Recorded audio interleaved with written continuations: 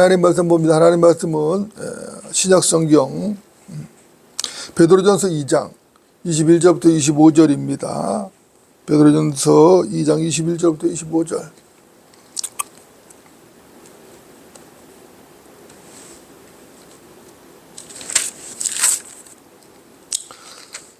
제가 받들겠습니다. 이를 위하여 너희가 부르심을 받았으니 그리스도도 우리를 위하여 고난을 받으시고 우리에게 한 본을 남겨 놓으시어 너희로 그의 발자취를 따르게 하셨느니라. 그는 죄를 짓지도 아니하셨고 그의 입에는 간사함도 없으셨으며 모욕을 당하셨으나 다시 모욕으로 갚지 아니하셨고 고통을 당하셨으나 위협하지 아니하셨으며 오직 의롭게 심판하시는 분께 자신을 의탁하셨느니라. 그가 친히 나무에 달린 자신의 몸으로 우리의 죄들을 담당하셨으니 이는 우리가 죄들에는 죽고 의에는 살게 하려 하심이니라. 그가 채찍에 맞음으로 너희가 낫게 되었느니라. 이는 너희가 길을 잃을 양 같았으나 이제는 너희 혼들이 목자와 감독에게로 돌아왔음이니라. 아멘.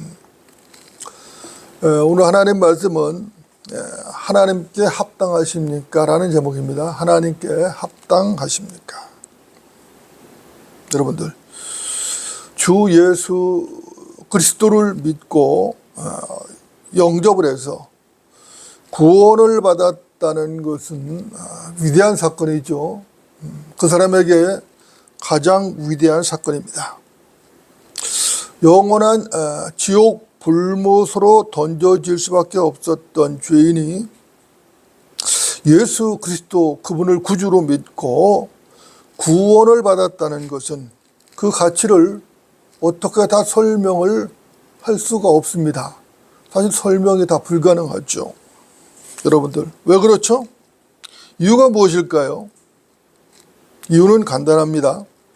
구원을 받았다는 것은 영원한 생명을 얻었다는 것이고 생명보다 더 중요한 것은 없기 때문에 그렇습니다.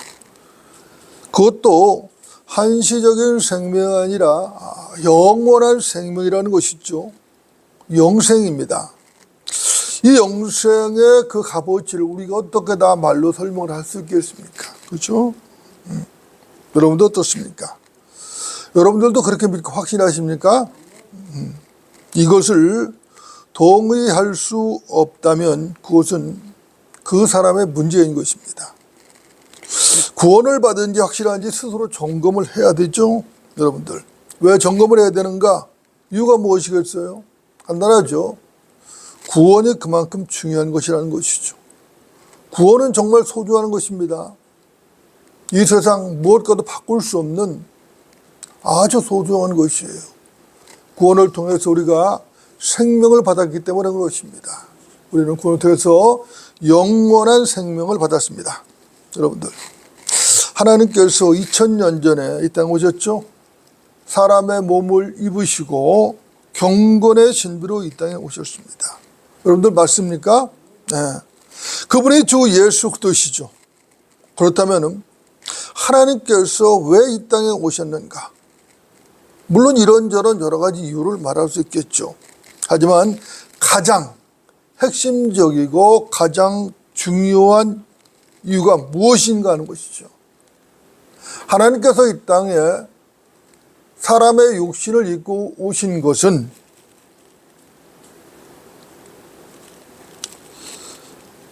이유가 있는데 가장 핵심적이고 가장 중요한 이유, 그것은 잃어버린 자들을 찾고 구원하시기 위해서 오셨다는 것입니다. 성경은 이 점을 아주 분명하게 말씀을 하셨습니다. 누가복음 19장을 한번 보겠습니다. 누가복음 19장. 누가복음 19장. 누가복음 19장. 9절부터 10절입니다. 누가복음 19장 9절부터 10절.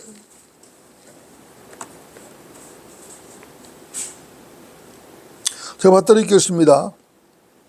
예수께서 그에게 말씀하시기를 오늘 구원이 이 집에 이르렀으니 그도 아브라함의 아들이기 때문이라. 인자가 온 것은 잃어버린 자들을 찾고 또 구원하려는 것이라고 하시더라. 이렇게 말씀합니다. 아멘이죠. 그죠? 인자가 온 것, 인자가 이 땅에 온 것, 하나님께서 사람의 몸을 가지고 이 땅에 오신 것은 잃어버린 자를 찾고 또 구원하기 위한 것이라는 것이죠. 이 말씀이 누가복음의 핵심 조절입니다. 여러분들, 이 본문은 예수님께서 여리코에 사는 삭개오의 집에 들어가셔서 하신 말씀입니다. 여리코는 뜻이 향기로운 장소라는 뜻이에요. 삭개오라는 이름은 그 뜻이 의로운 자라는 뜻입니다. 여러분들, 삭개오의 직업이 뭐죠? 세리장이죠. 그죠? 세리장입니다. 어떻습니까? 삭개오의 직업이 세리장인데 삭개오라는 이름의 뜻은 의로운 자라고 그랬죠. 삭개오 이름과 세리장 이름이 어울리나요? 아니죠.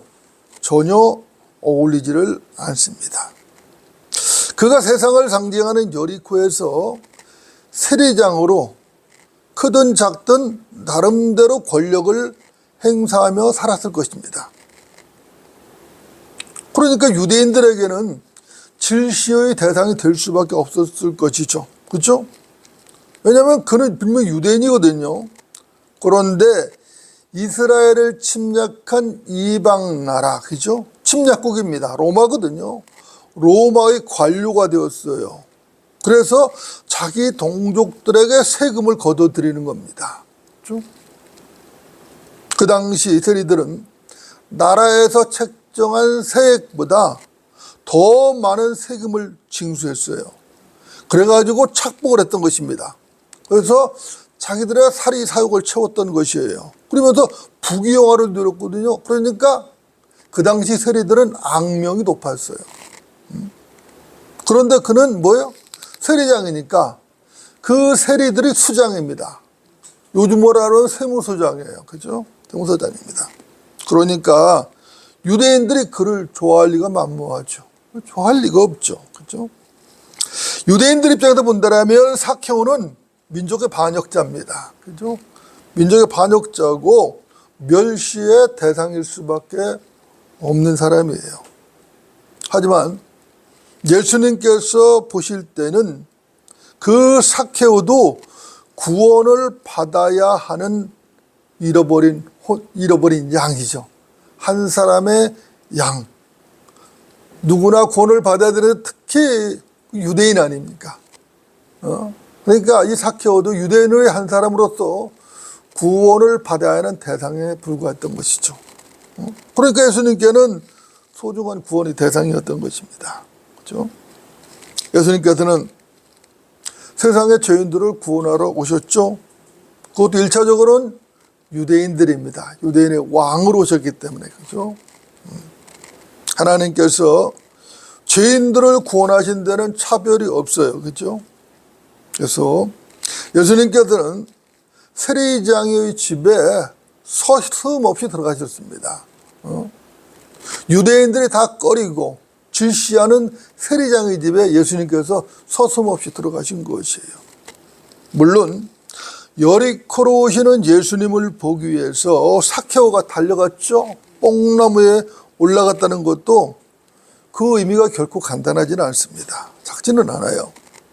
세리장이라는 로마의 관료로서 그렇게 했다는 것은 어떤 면에서 굉장한 일이에요. 결코 우리가 가볍게 여길 수 없는 그런 부분입니다. 그러나 그럼에도 불구하고 여기서 더 중요한 것은 하나님이신 예수님께서 질시받는 죄인의 집에 주저없이 들어가셨다는 사실입니다. 삭개오는 자신이 주님을 찾았다고 생각을 했겠죠. 실제로 삭개오라는 사람은 예수님께서 여리고에 온다는 소식을 듣고 무리 속을 헤집고 앞으로 달려갔어요. 그리고 달려가는데 키가 작아서 안 보였던 것이, 그러니까 어떻게 했죠? 예수님을 보기 위해서 뽕나무에 올라가서 예수님을 봤다고요. 사케오는 분명히 예수님을 찾는데 열성이 있었어요.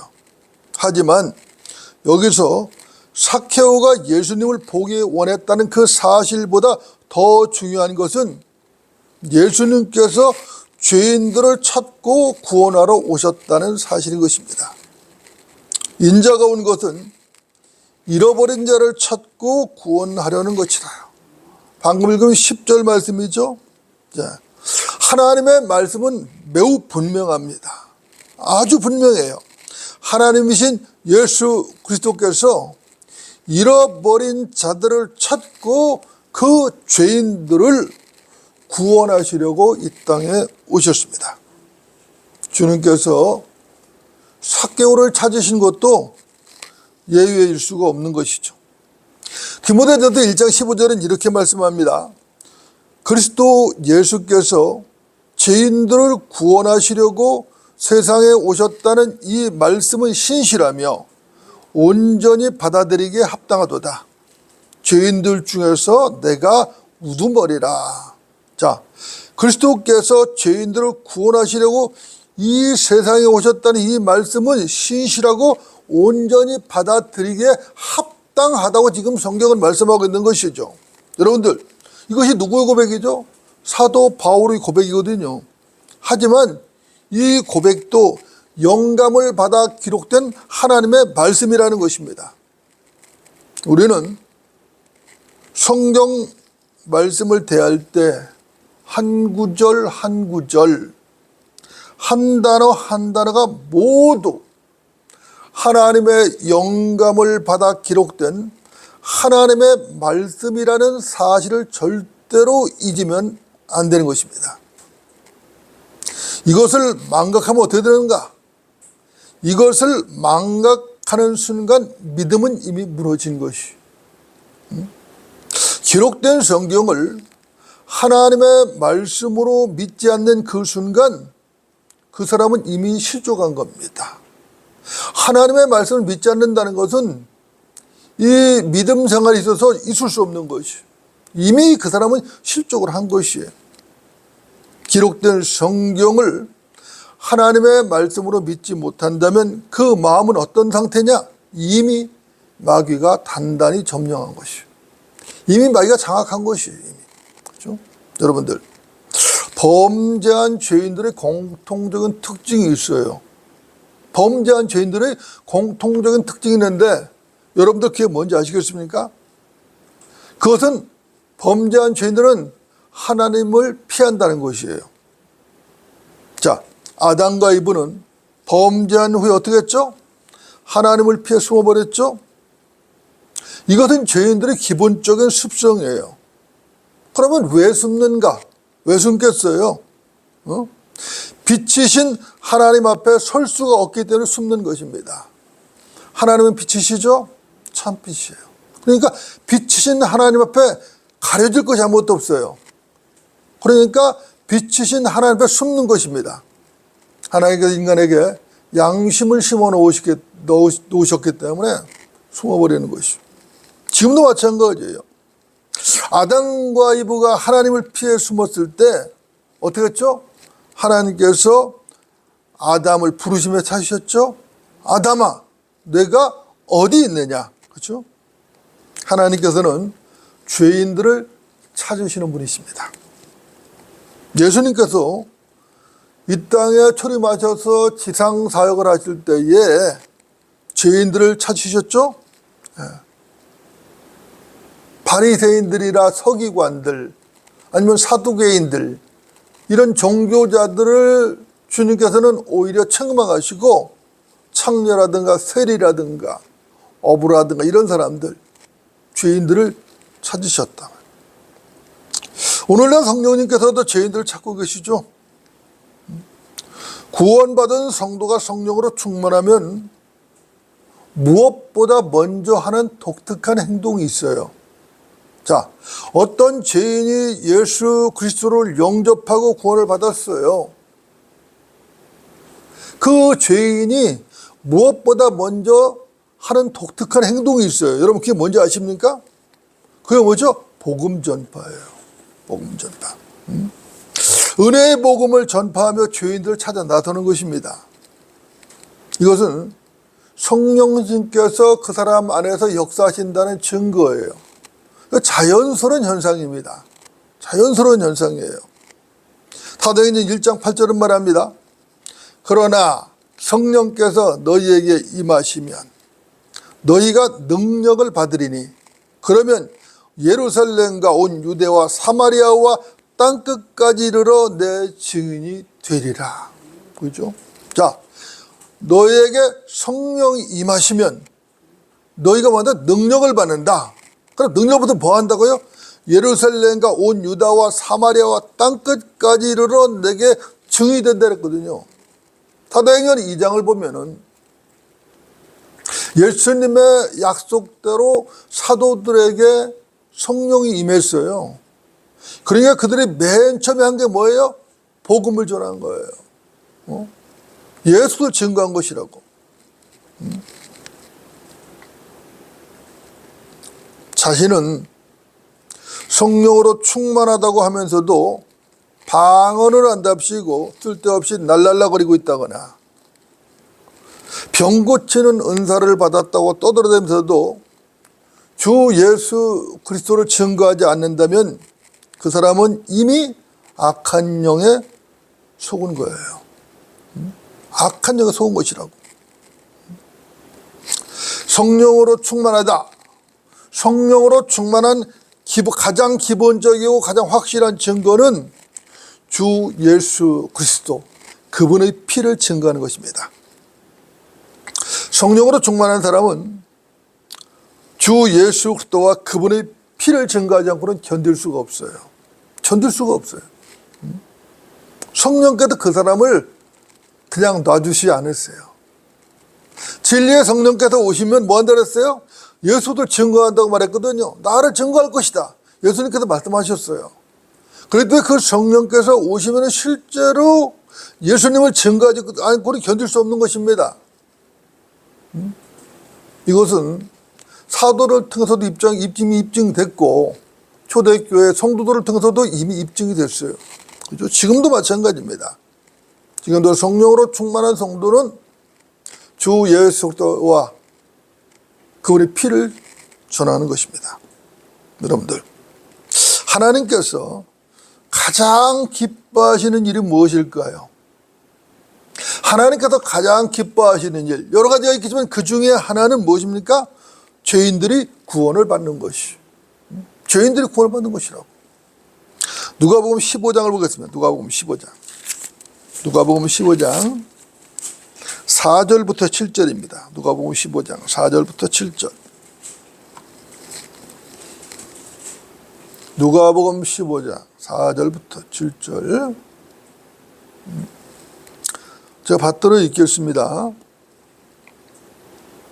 너희 가운데 누가 양 100마리를 가졌는데 그중 한 마리를 잃었다면 99마리를 광야에 두고 그 잃어버린 양을 찾을 때까지 찾아다니지 아니하겠느냐.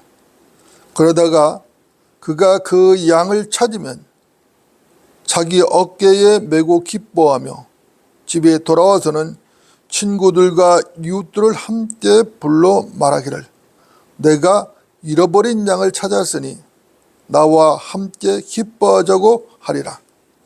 내가 너희에게 말하노니 이와 같이 하늘에서는 회개할 필요가 없는 99명의 의인들보다 회개하는 한 사람의 죄인을 더 기뻐하리라. 분명하죠? 내가 너희에게 말하노니 이와 같이 하늘에서는 회개할 필요가 없는 99명의 의인들보다 회개하는 한 사람의 죄인을 더 기뻐하리라고 지금 말씀하고 있습니다. 여러분들, 이 본문은 주 예수 그리스도께서 비유로 하신 말씀이죠. 근데 본문을 보면은 잃어버린 한 마리 양이 나왔어요. 이 양은 우둔합니다. 양은 우둔해요. 그래서 양은 길을 잘 잃어버리는 특성이 있어요. 길을 걸핏하면 길을 잃어버리거든요. 그래서 양에게는 반드시 필요한 게 있어요. 그게 뭐죠? 목자예요. 양에게는 반드시 목자가 필요한 것입니다. 예수님 초림 당시 유대교 정교 지도자들이 있었죠. 이 유대교 정교 지도자들, 바리새인들이나 서기관들이나 사두개인들이나 이런 자들은 자기들은 매우 의롭다고 확신을 했습니다. 자기들은 매우 의롭다고 확신했어요. 우리는 근처에 11조도 바치고 금식기도도 하고 우리는 매우 의롭다. 우리는 하나님 말씀도 공부하고 매우 의롭다라고 자랑을 했어요. 확신하고 자랑했습니다. 자기들은 아브라함의 후손이고 모세의 제자라며 일종의 선민의식 비슷한 걸 갖고 있었어요. 오만이죠. 오만한 것입니다. 그래서 다른 사람들을 정죄하기를 좋아했어요. 자기 그룹에 속하지 않은 사람들을 정죄하기를 좋아했습니다.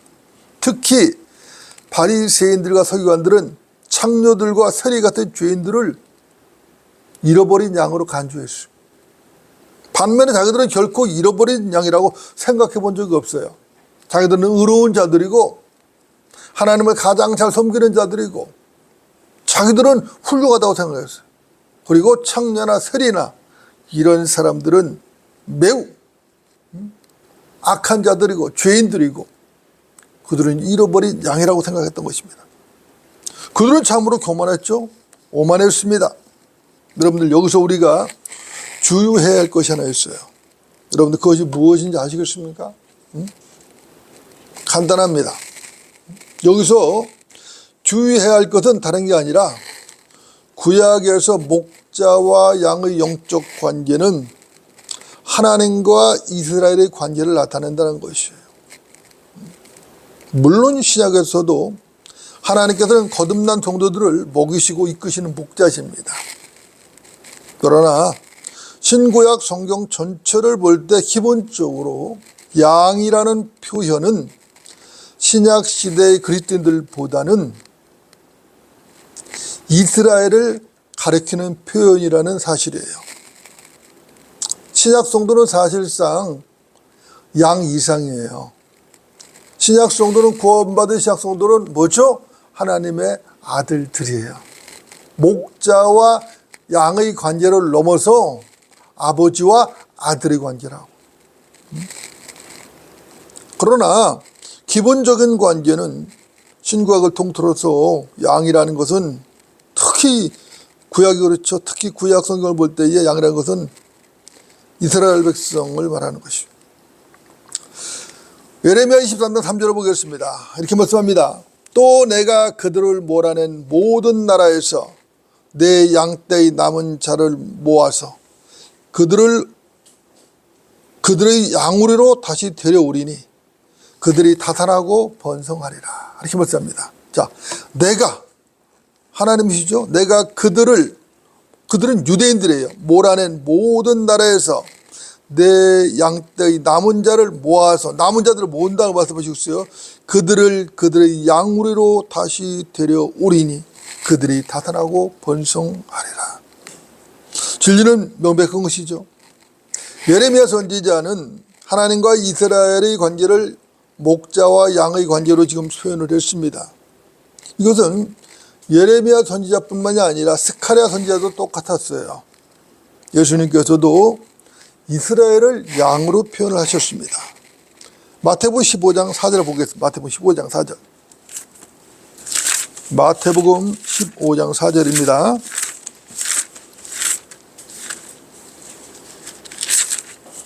마태복음 4절.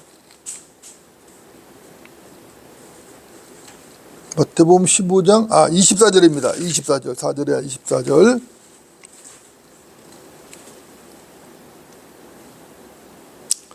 제가 드리겠습니다. 주께서 대답하여 말씀하시기를 나는 이스라엘 집의 잃어버린 양 외에는 보냄을 받지 아니하였느라고 하시니 그랬어요. 자, 나는 예수님이죠. 예수님은 누구한테 보내졌다고요?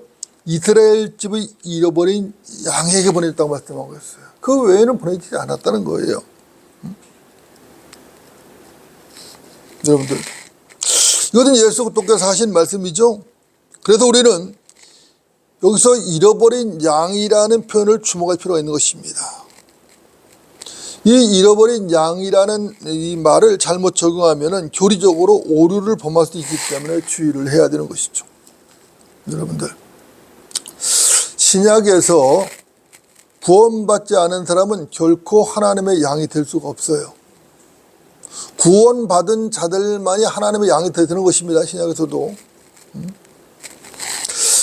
구원받지 않은 자들은 잃어버린 양도 아니에요. 단지 뭐죠? 잃어버린 죄인들입니다. 구원받지 않은 죄인들은 결코 양일 수가 없어요. 그들은 결코 하나님의 백성일 수가 없어요. 하나님의 백성이었던 적이 없어요. 양이 될 수 없어요. 하나님의 백성은 반드시 양이어야 하는 것입니다.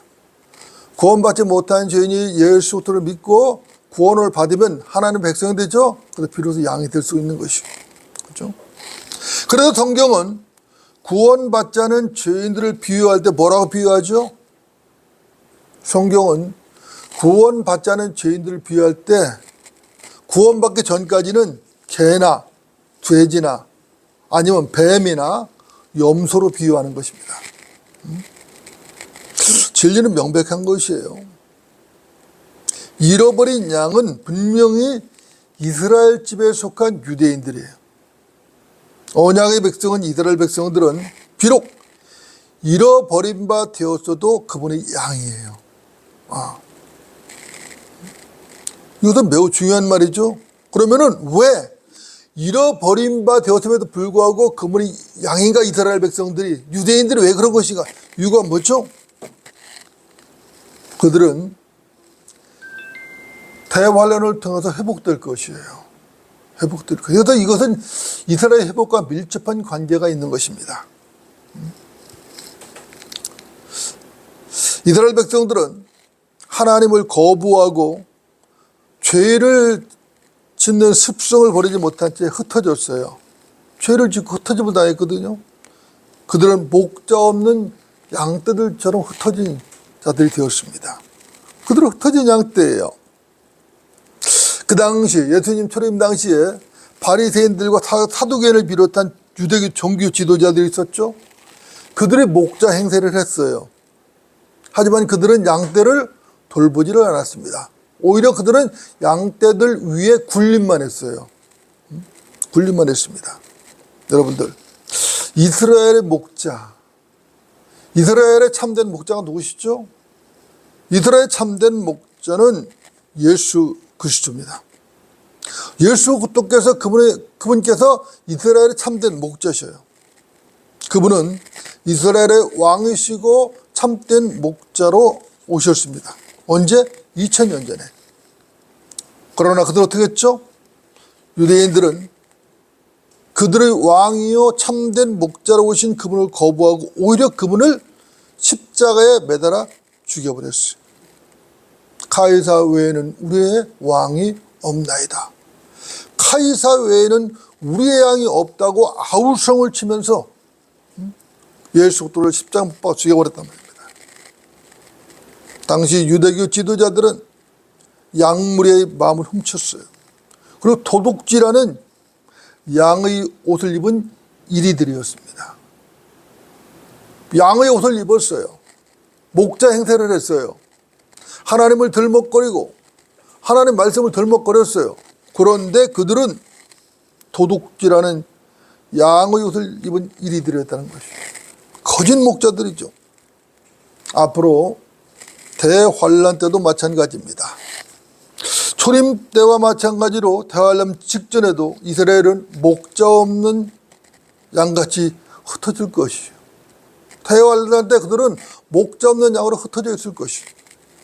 그때에 그리스도께서 그들의 목자로 오셔야 되는데 그 목자가 오시기 전에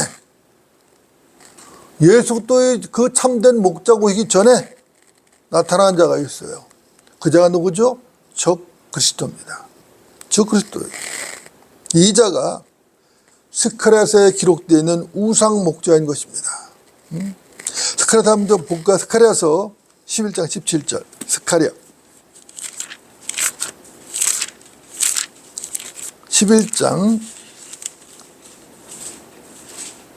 17절. 스가랴 11장 17절. 자, 제가 받들이겠습니다. 양떼를 버려둔 우상 목자에게 화 있으리라. 칼이 그의 팔과 그의 오른눈에 입말이니 그의 팔은 바싹 말하고 그의 오른눈은 완전히 어둡게 되리라. 오른눈은 어둡게 되었죠. 팔은 바싹 말았어요. 그죠? 그러면 왼쪽만 있어도 눈이 하나라니 하나. 그죠? 네. 이런 자가 온다고 이제 올 것입니다. 그죠? 올 것입니다. 이 목자가 참 목자가 오시기 전에 먼저 와가지고 자기가 정말로 참 목자인 양 행세를 할 것입니다. 지금도 이 세상에는 거짓 목자들이 많이 있어요. 그것들은 하나의 예표적인 자들이죠. 진짜 이제 우상 목자가 올 것입니다. 교회가 휴거되고 나면은 대환란 때 나타날 것이. 그렇죠?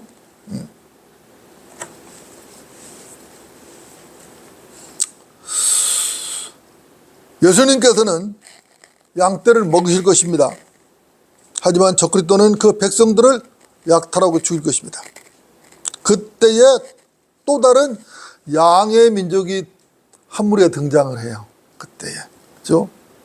그들은 누구냐? 그들이 누구죠? 그들은 대환란 때 이스라엘 민족을 선대한 사람들입니다. 주님께서 지상으로 재림하셔서 아마겟돈 전쟁을 승리하시죠.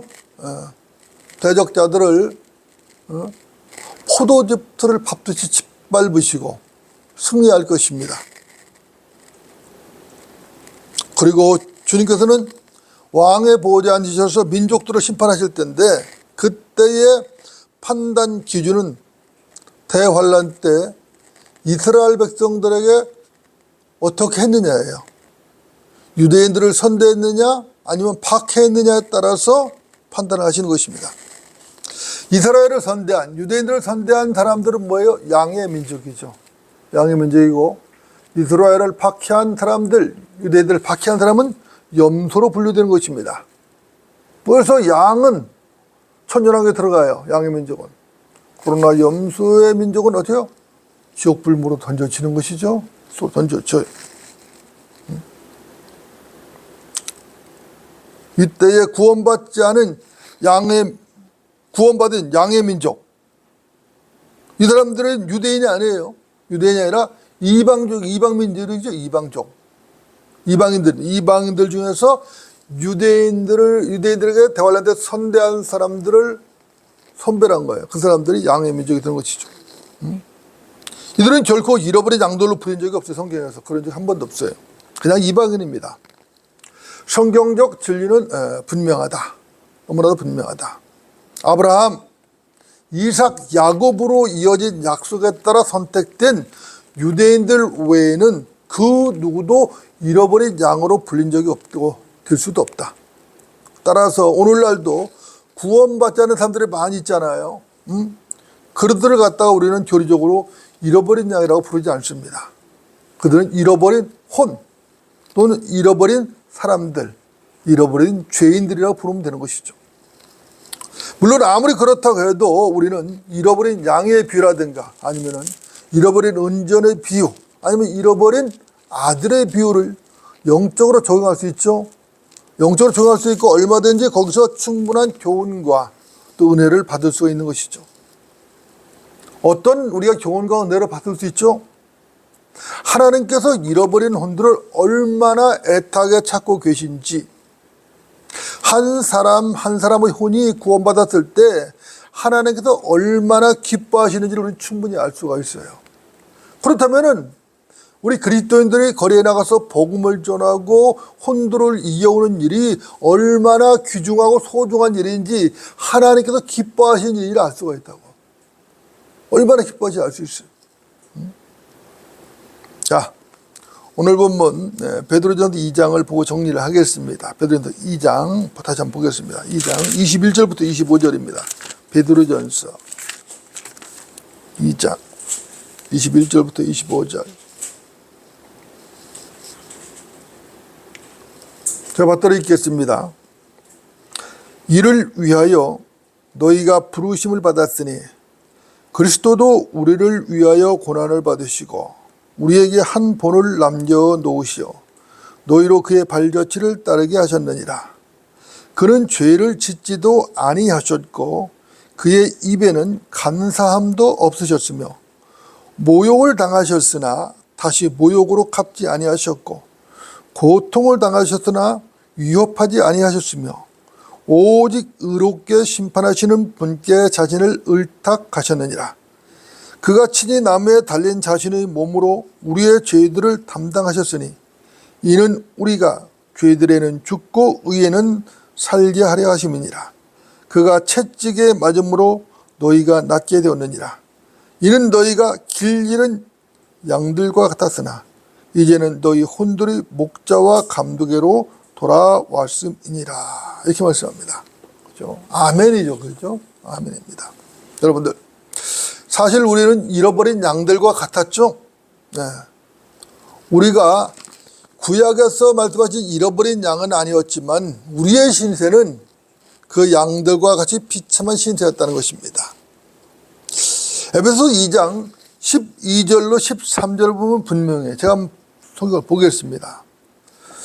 그때 너희는 그리스도로부터 분리되어 있었고 이스라엘 나라에 속하지 않는 타국인이요 약속의 언약들로부터는 생소한 사람이었으며 소망도 없고 세상에서 하나님도 없었느니라.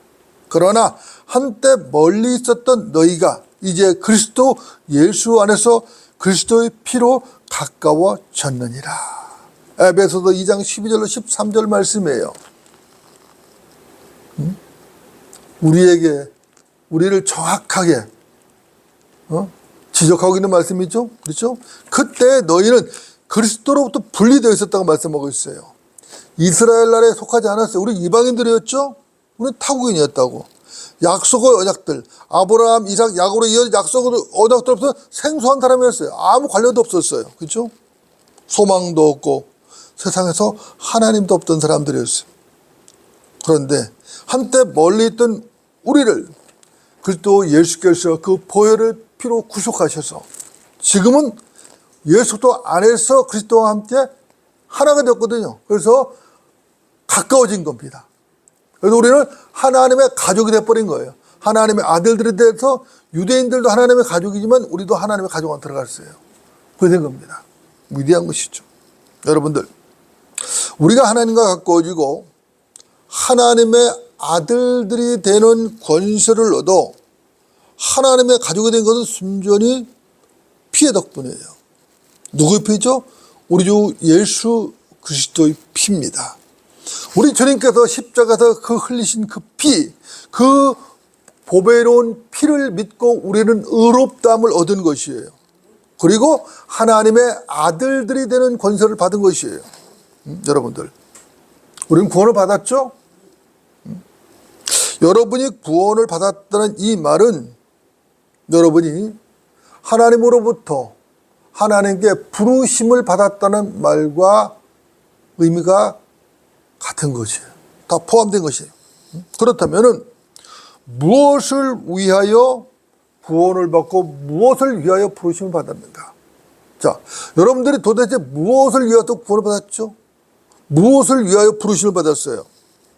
본문에 따르면 저와 여러분이나 고난을 받기 위해서 구원도 받고 부르심을 받았다고 말씀하고 있는 것이죠.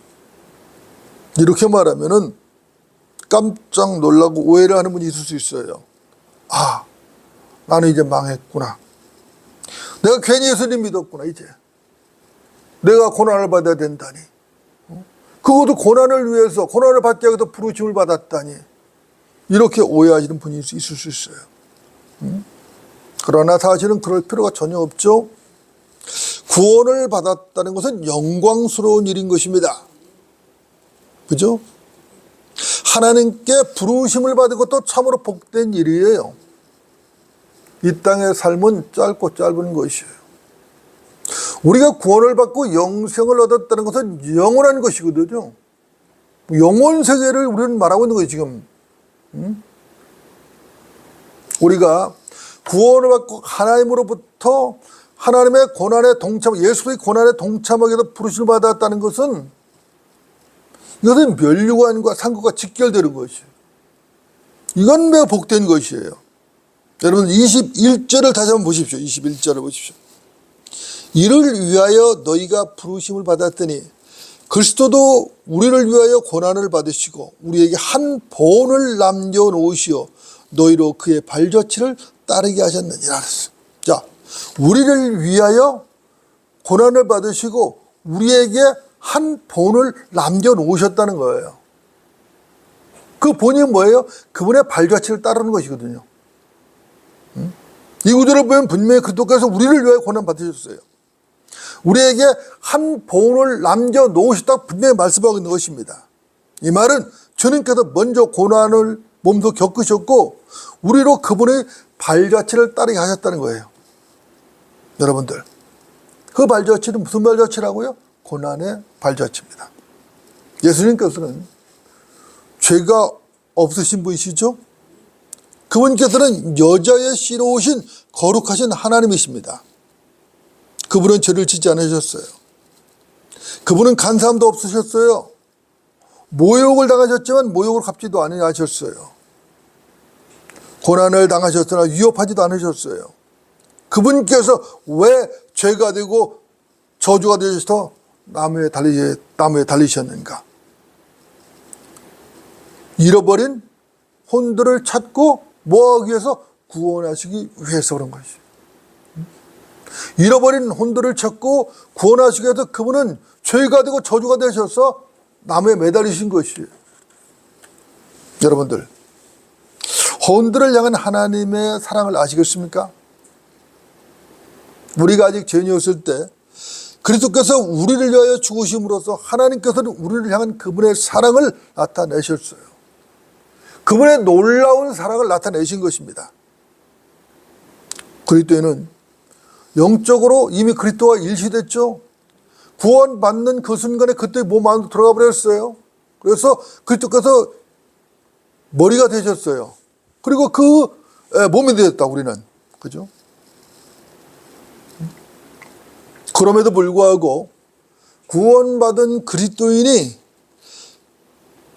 그리스도와 일치하는 삶을 살기를 거부하고 싫어한다면 그 사람을 어떻게 그리스도인이라고 말할 수 있겠는가? 어떻게 말할 수 있겠는가? 그렇죠? 우리가 그리스도와 일체된 삶을 살려면 당연히 어떻게 해야 된다고요? 고난의 발자취를 따라가야 돼요. 우리가 우리 자신이 죄를 짓고 고난의 발자취를 따르는 게 아니에요. 우리가 죄가 없음에도 불구하고 진리를 위해 살다 받는 고난을 지금 말하고 있는 것이에요. 자기가 잘못하고 죄를 지어서 받는 고난은 당연한 것이거든요. 뭐 말할 것도 없어요. 그건. 하나님께 영광이 될 수 없어요. 그건. 그렇죠? 노 크로스 노 크라운이란 말이 있죠. 십자가 없이는 영광도 없는 것이. 고난의 십자가 없이 영광도 없는 것이에요. 우리 주님께서는 고난의 십자가를 지셨죠. 몸소 모든 고난을 다 이겨내셨다고. 그리고 그분은 죽음에서 부활하셨다고. 그 이름을 가장 하나님께 높이셨다고. 모든 이름 위에 높게 하셨다고. 여러분들, 십자가 없는 영광은 망상입니다. 십자가 없는 영광은 망상이에요. 근데 오늘날 너무 많은 사람들이 십자가는 외면해버리고 영광만을 구하고 있는 것이 망상이에요. 십자가를 진다는 것은 곧 죽음이고 그 죽음은 스스로 범죄자로 죽는 죽음이에요. 이것은 주님을 위해 죽도록 충성한다거나 죽기까지 신실하게 주님을 따른다는 것 이상의 의미를 갖고 있는 것이에요. 그 이상이에요. 우리 주님께서는 그 길을 몸소 실천하셨고 우리에게 그 발자취를 따르라고 한 본을 남겨놓으셨다고 성경은 말씀하고 있는 것입니다. 여러분들, 그리스도인들이 이 세상에서 살아가면서 찬사를 받을 수가 있나요? 그리스도인 세상에서 찬사를 받을 수가 없어요. 배교를 하지 않는 한 세상에서 찬사를 절대로 받을 수가 없어요. 예수 그리스도를 증거하고 진리 안에서 진리를 실행하며 하나님만 섬기며 세상을 살아간다면 세상에 대하여 범죄자로 낙인찍힐 수밖에 없어요. 이게 그리스도인이에요. 이걸 두려워해서 안 된다고. 이걸 두려워하면 배교자가 되는 거예요, 결국은.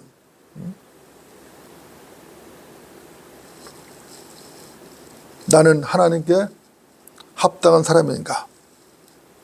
나는 정말 하나님께 합당한 사람인가? 여러분들 모두 그리스도의 발자취를 따르는 성도들이 되어야 할 것입니다. 나는 정말 하나님께 합당한 사람인가? 다시 한번 돌아보고. 여러분들 모두가 그리스도의 발자취를 따르는 그런 성도가 되어야 될 것입니다. 이것이 곧 영광인 것입니다. 기도하시겠습니다.